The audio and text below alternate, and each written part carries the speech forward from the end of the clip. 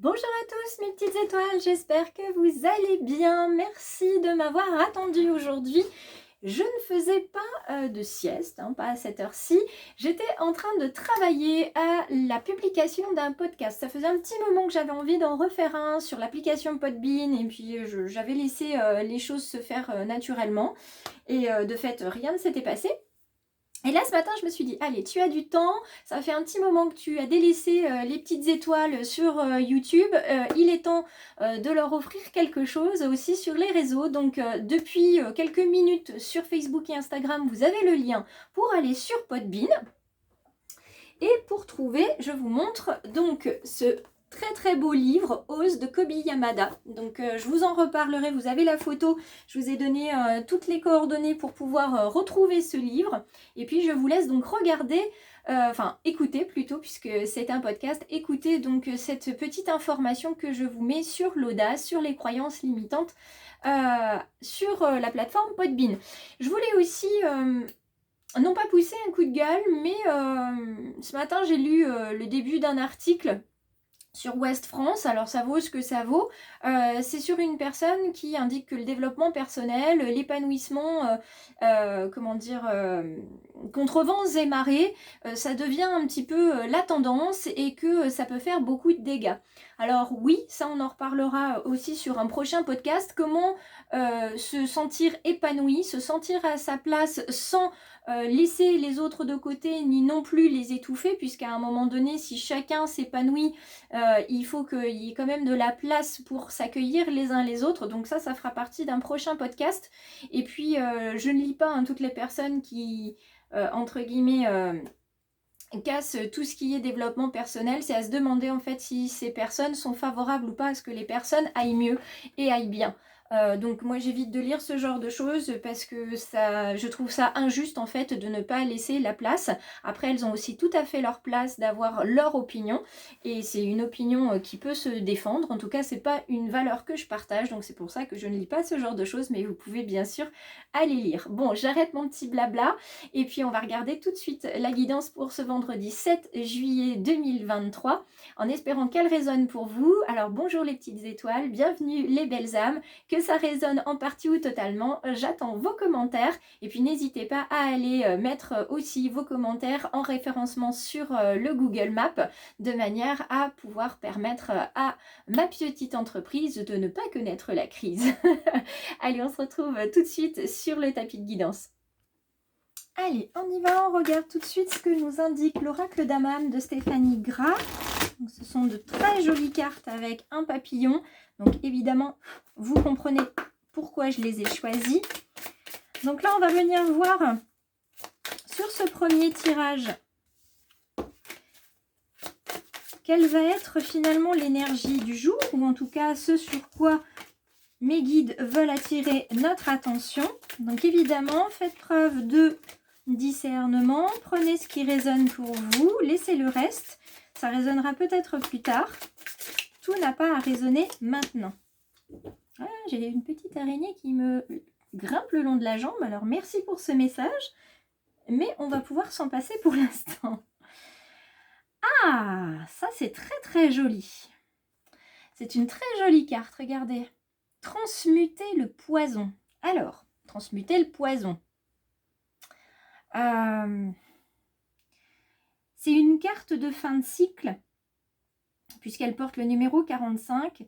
C'est une carte de fin de cycle. Et si vous regardez bien, 1, 2, 3 flèches plus un serpent. Le serpent est là pour muter, évidemment, pour apporter le changement et la transformation.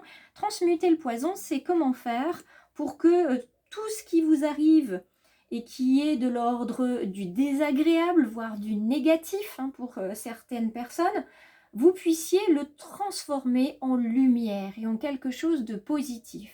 Une critique n'est pas forcément malsaine ni méchante.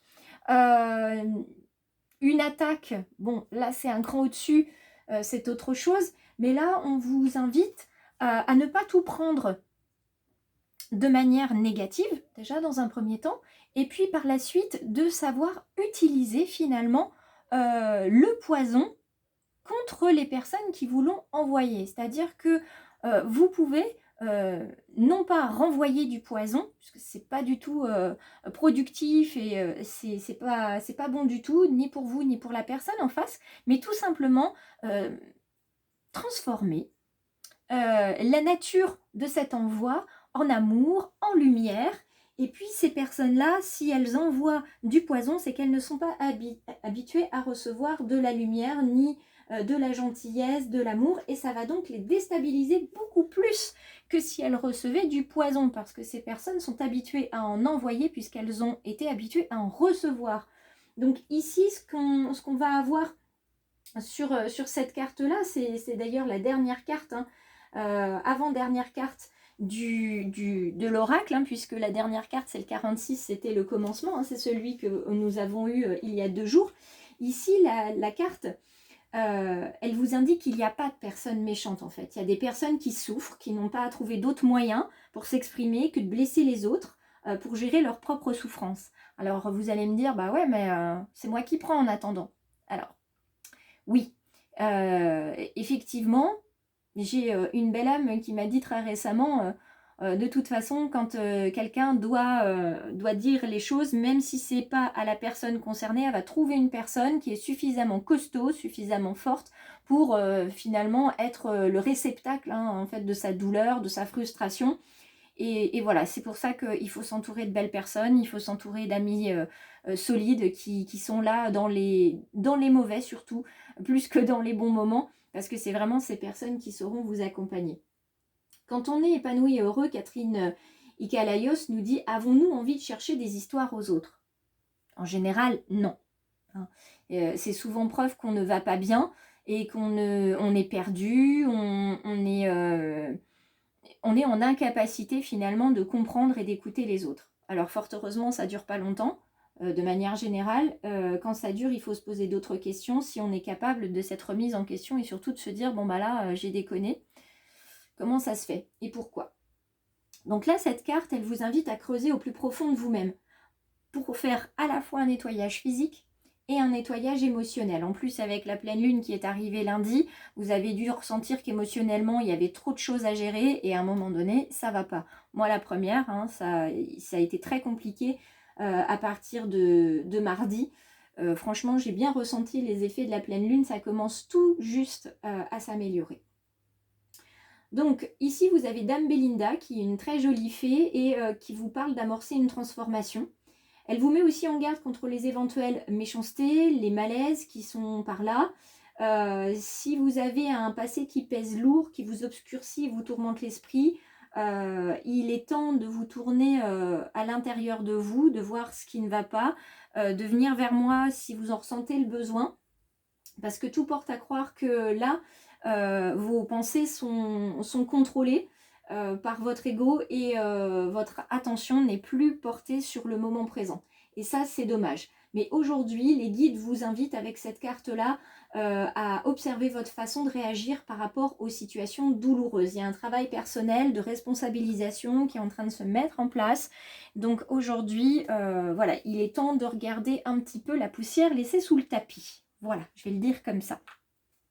On va regarder quel animal va venir nous accompagner, hein, du petit oracle des animaux de pouvoir, parce qu'ils ont beaucoup à nous apprendre. Et on va regarder, nous sommes avec le scorpion. Alors on avait ici donc le serpent, là on est avec le scorpion, donc ça pique, c'est venimeux. Les défis et les challenges, qui sont la même chose, qui se présentent à vous sont source d'apprentissage et de croissance. Donc là, si vous vous retrouvez face à des situations qui se répètent, ou à des incompréhensions, à des difficultés au niveau relationnel, sachez que ce sont des leçons qui arrivent pour vous faire comprendre qu'il y a quelque chose à changer chez vous, dans votre manière de parler, dans votre manière de vous comporter, dans votre manière aussi, tout simplement, de vous retrouver toujours dans les mêmes situations. On vous demande de regarder ces situations qui se répètent, de les noter par exemple dans un carnet et de vous dire, bon, alors, ça vient toujours vers moi, ou je suis toujours dans cette situation-là. Quel est l'élément qui se répète? Dénominateur commun, vous, mais pas que. Donc, allez voir de ce côté-là, qu'est-ce que vous avez à changer? Bien souvent, c'est tout simplement... vous avez tellement besoin d'être reconnu, vous sentir utile, que vous allez vous-même en fait vous mettre dans des situations où effectivement on a besoin de vous, mais dès qu'on n'a plus besoin de vous, hop, vous êtes rejeté, vous êtes évincé, et ça vous blesse parce que vous n'êtes pas reconnu. Donc il va falloir vous reconnaître vous-même, tout simplement, pour ne pas vous retrouver dans le besoin d'être reconnu par les autres. Voilà. Merci à mes guides pour ce message très très sage. Et on va venir regarder avec l'oracle des miroirs.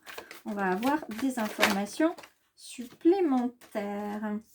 Alors, se sont retournées des cartes, 3 cartes là.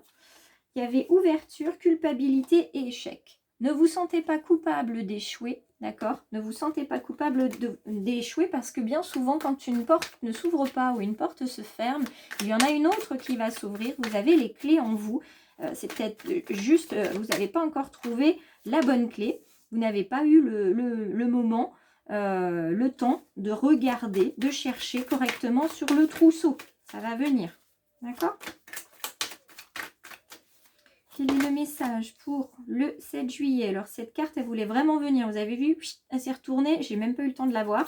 Peut-être que vous aurez eu le temps. Mais moi, j'ai pas eu le temps. Verdict et chance. Verdict et chance vont vous indiquer que là, en termes de questions d'ordre professionnel, il y a des choses qui se décantent. Si vous quittez un emploi, ça y est, vous partez, vous fermez un chapitre de votre histoire professionnelle pour en ouvrir un autre. Ça vous libère. Et si toutefois, on avait une difficulté professionnelle à partir d'un emploi où il y avait des questions d'argent, de congé qui n'étaient pas très très claires, le verdict va tomber, quelqu'un va trancher, alors en votre faveur ou non, mais en tout cas ce sera fait. Vous n'aurez plus besoin de vous poser certaines questions. Et le voyage est à l'honneur sur ce dos de deck, puisqu'on vous demande non seulement de voyager dans votre émotionnel pour voir pour quelles raisons certaines choses arrivent et d'autres non, et on vous dit également de prendre de la hauteur et de regarder les choses différemment, vous voyez, avec cette longue vue, de regarder les choses sous un autre angle, de faire bien attention aux personnes qui sont autour de vous, qu'elles vous portent chance, qu'elles soient sincères et ne cherchent pas à vous fragiliser par jalousie. Alors, miroir, miroir, qu'avons-nous aujourd'hui? Vous voyez, on en parle. Jalousie et séparation. La jalousie, ça va vous permettre, enfin, qu'on soit jaloux de vous va vous permettre de voir certaines situations beaucoup plus claires et de vous dire que vous n'êtes pas l'unique responsable au sein de ces situations. Ça va vous permettre aussi d'accueillir un renouveau et d'aborder vos projets avec beaucoup plus de souplesse et de vous entourer vraiment de bonnes personnes, puisque ces personnes qui sont jalouses vont tout faire pour vous trahir, pour que vous puissiez tomber. Vous voyez, le serpent est toujours là, hein, ce serpent qui est symbolique de la trahison. Hein. Moi, je le vois aussi comme symbole de mutation, mais souvent la trahison nous permet de changer, nous permet de nous transformer, parce qu'on comprend une leçon supplémentaire, violemment, certes, mais on la comprend.